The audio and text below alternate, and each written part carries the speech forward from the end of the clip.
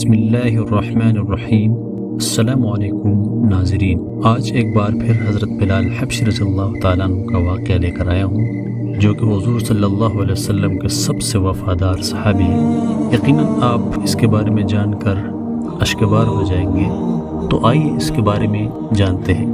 حضرت بلال حبشی رضی اللہ تعالیٰ عنہ سے ایک دفعہ کسی نے پوچھا کہ آپ نے پہلی دفعہ حضور صلی اللہ علیہ وسلم کو کیسے دیکھا؟ حضرت بلال حبشی رضی اللہ تعالیٰ عنہ فرماتے ہیں کہ میں نے مکے کے لوگوں کو بہت ہی کم جانتا تھا، کیونکہ غلام تھا اور عرب میں غلاموں سے انسانیت سوز سلوک عام تھا۔ ان کی استطاعت سے بڑھ کر ان سے کام لیا جاتا تھا، تو مجھے کبھی اتنا وقت نہیں ملتا تھا کہ باہر نکل کے لوگوں سے ملوں، لہٰذا مجھے حضور صلی اللہ علیہ وسلم یا اسلام اس طرح کسی چیز کا قطعی علم نہ تھا۔ ایک دفعہ کیا ہوا کہ مجھے سخت بخار نے آ لیا۔ سخت جاڑے کا موسم تھا اور انتہائی ٹھنڈ اور بخار نے مجھے کمزور کر کے رکھ دیا، لہٰذا میں نے لحاف اڑا اور لیٹ گیا۔ ادھر میرا مالک جو یہ دیکھنے آیا کہ میں جو پیس رہا ہوں یا نہیں، وہ مجھے لحاف اوڑھ کے لیٹا دیکھ کے آگ بگولا ہو گیا۔ اس نے لحاف اتارا اور سزا کے طور پر یہ میری قمیص بھی اتروا دی اور مجھے کھلے صحن میں دروازے کے پاس بٹھا دیا۔ اب چونکہ سخت سردی، اوپر سے بخار اور اتنی مشقت والا کام، میں روتا جاتا تھا اور جو پیستا جاتا تھا، کچھ ہی دیر میں دروازے پہ دستک ہوئی۔ میں نے اندر آنے کی اجازت دی تو ایک نہایت متین اور پرنور چہرے والا شخص اندر داخل ہو گیا اور پوچھا کہ جوان، کیوں روتے ہو؟ جواب میں نے کہا کہ جاؤ اپنا کام کرو، تمہیں اس سے کیا؟ میں جس وجہ سے بھی روؤں، یہاں پوچھنے والے بہت ہیں لیکن مداوع کوئی نہیں کرتا۔ حضور صلی اللہ علیہ وسلم یہ جملے سن کر چل پڑے۔ جب چل پڑے تو بلال رضی اللہ تعالیٰ عنہ نے کہا کہ بس، میں نے کہتا تھا کہ پوچھتے سب ہے، مداوع کوئی نہیں کرتا۔ حضور صلی اللہ علیہ وسلم یہ سن کر بھی چلتے رہے۔ بلال رضی اللہ تعالیٰ عنہ کہتے ہیں کہ دل میں جو ہلکی سی امید جاگی تھی کہ یہ شخص کوئی مدد کرے گا، وہ بھی گئی، لیکن حضرت بلال حبشی رضی اللہ تعالیٰ عنہ کو کیا معلوم تھا کہ جس شخص سے آپ کا واسطہ پڑا ہے وہ رحمت للعالمین ہے۔ حضرت بلال حبشی رضی اللہ تعالیٰ عنہ کہتے ہیں کچھ ہی دیر میں وہ شخص واپس آ گیا۔ اس کے ایک ہاتھ میں گرم دودھ کا پیالہ اور دوسرے میں کھجوریں تھیں۔ اس نے وہ کھجوریں اور دودھ مجھے دیا اور کہا کھاؤ پیو اور جا کے سو جاؤ۔ میں نے کہا تو یہ جو کون پیسے گا؟ نہ پیسے تو مالک صبح بہت مارے گا۔ اس نے کہا تم سو جاؤ، یہ پیسے ہوئے مجھ سے لے لینا۔ حضرت بلال حبشی رضی اللہ تعالیٰ عنہ سو گئے اور حضور صلی اللہ علیہ وسلم نے ساری رات ایک اجنبی حبشی غلام کے لیے چکی پیسی۔ صبح حضرت بلال حبشی رضی اللہ تعالیٰ عنہ کو پسے ہوئے جو دیے اور چلے گئے۔ دوسری رات پھر ایسا ہی ہوا، دودھ اور دوا بلال کو دی اور ساری رات چکی پیسی۔ ایسے 3 دن مسلسل کرتے رہے جب تک کہ بلال رضی اللہ تعالیٰ عنہ ٹھیک نہ ہو گئے۔ یہ تھا وہ تعارف جس کے بطن سے اس لافانی عشق نے جنم لیا۔ آج بھی بلال رضی اللہ تعالیٰ عنہ کو صحابی رسول، بات میں عاشق رسول پہلے کہا جاتا ہے۔ نبی کریم صلی اللہ علیہ وسلم کے سارے ہی صحابی جنتی ہے، اللہ ان سے راضی اور وہ اللہ سے راضی۔ سارے نبی کے عاشق دیوانے اور پروانے تھے، یہ بلال تھے۔ حضور صلی اللہ علیہ وسلم کے وصال کے بعد سیدنا بلال حبشی رضی اللہ تعالیٰ عنہ مدینہ کی گلیوں میں یہ کہتے پھرتے کہ لوگو، تم نے کہیں رسول صلی اللہ علیہ وسلم کو دیکھا ہے تو مجھے بھی دکھا دو۔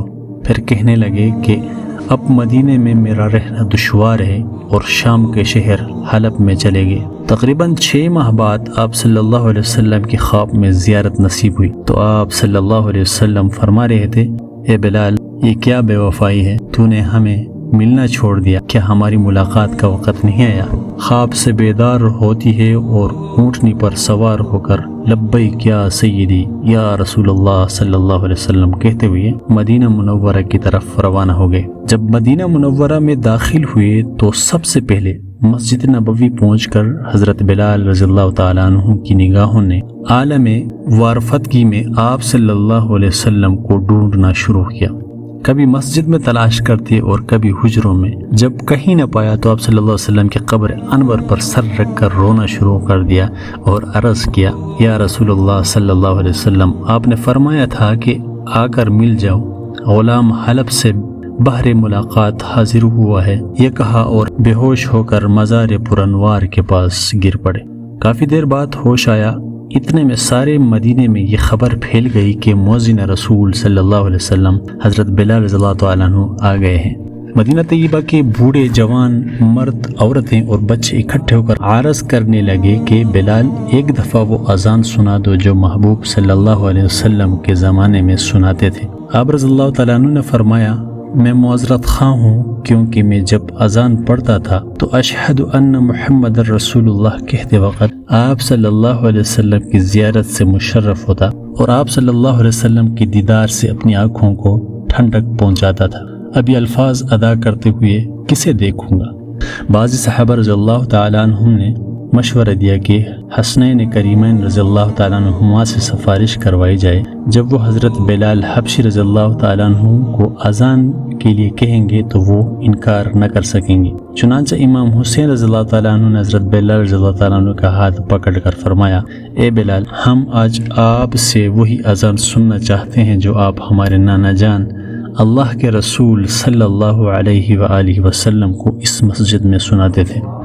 اب حضرت بلال رضی اللہ تعالیٰ عنہ کو انکار کا یارانہ تھا، لہٰذا اسی مقام پہ کھڑے ہو کر اذان دی جہاں حضور صلی اللہ علیہ وسلم کی ظاہری حیات میں دیا کرتے تھے۔ بات یہ کیفیت کا حال کتب سیر میں یوں بیان ہوا ہے، جب آپ رضی اللہ تعالیٰ عنہ نے بآواز بلند اللہ اکبر کہا، مدینہ منورہ گونج اٹھا۔ اب جیسے جیسے آگے بڑھتے گئے جذبات میں اضافہ ہوتا چلا گیا۔ جب اشہد ان لا الہ الا اللہ کے کلمات ادا کیے، گونج میں مزید اضافہ ہو گیا۔